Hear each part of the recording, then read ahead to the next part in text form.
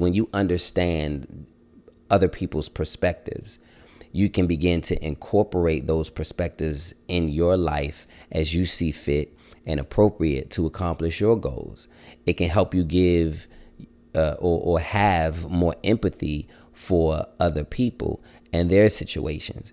And one of the books that I'm reading now is by Daniel Black. It's a book called Isaac's Song, and it is amazing. And one of the passages in the book in the beginning wore me out and really helped to solidify a perspective that I already had.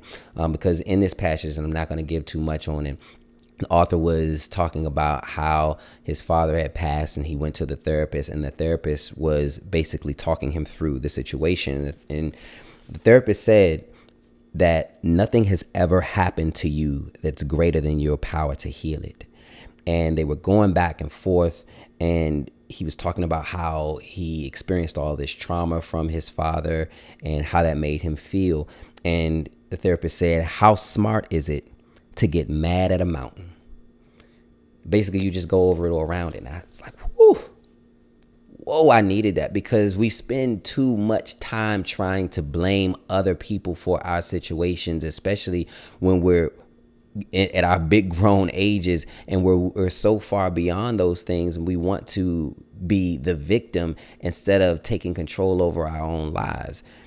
And when I read that excerpt, it just solidified some of my thinking that when you realize that you are in a situation that is almost insurmountable, situations that have been long standing, sometimes it is more effective to accept the situation and to strategize either a way to go over it or around it versus trying to sit there and yell at a mountain for being a mountain.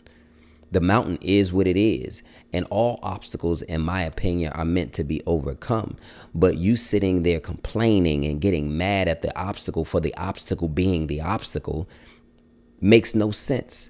You're mad at your father for being your father when your father was your father way before he was your father. You're mad at your mother for being your mother. You're mad at your ex for being your ex when they revealed to you who they were early in the relationship and you just decided to ignore it. Why are you getting mad at the mountain?